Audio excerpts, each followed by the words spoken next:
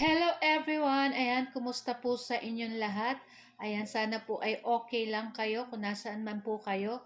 So yung mga nasa Manila po na may mga bumaha, ayan, keep safe everyone. Dito po sa Bicol, dito po sa lugar namin, sa Kamsur ay hindi naman po masyadong bumaha. So may mga part lang po ng like sa mga Iriga, Rinconada area, balita ko may mga nagbaha din po doon na mga sa ibang lugar. So ayan po, ingat na lang po lahat at sana ay umalis na itong bagyong Dante at ilipad na sa atin sa malayong malayo, sa dagat na lang po siya, o di ba?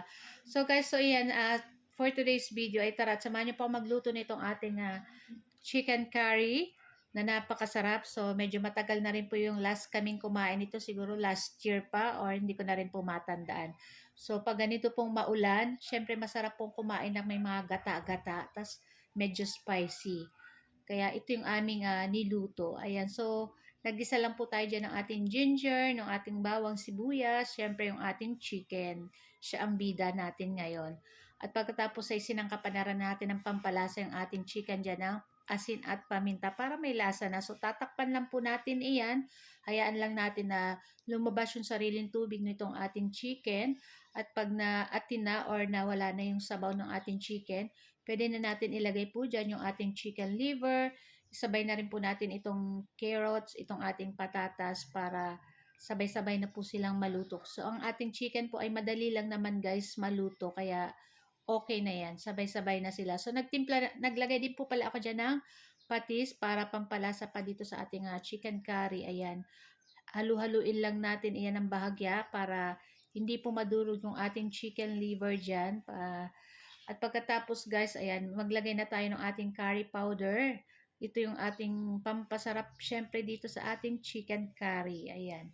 At naglagay rin po pala ako dyan ng 1 teaspoon na sugar. Pero guys, optional lang po iyan. Kung ayaw nyo pong lagyan, okay lang naman. Para sa akin kasi guys, pag naglalagay ng sugar, konti, pampabalas lang po duman sa ating mga niluluto. So, ayan na nga. At pagkatapos, bago maluto yung ating mga chicken dyan, yung ating carrots, yung ating patatas, ay lalagyan na natin yan ng ating coconut milk or ng ating kakanggata. So, naglagay lang tayo dyan siguro mga 2 cups of coconut milk.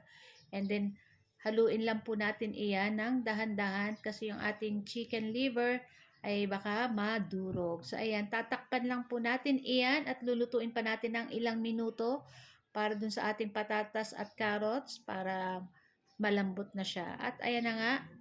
At pwede na rin to guys. Ayan. So bago natin makalimutan, ilagay natin dyan yung ating red bell pepper and yung ating green bell pepper. Ayan. Ito pa din yung pampadagdag na nakakapasarap dito sa ating chicken curry. At pampabangot din ito guys. So ayan na nga. At ready to serve na din to guys. Nakikita nyo ba yan? Nako. Sabaw pa lang guys, ulam na, nako kahit kaning lamig or bahaw, ay nako, napakasarap na nito guys. Tapos syempre yung atay dyan, gustong gusto ko yun talaga, napakasarap po. So guys, ayan, at ready na po kaming kumain ng aming lunch, ayan.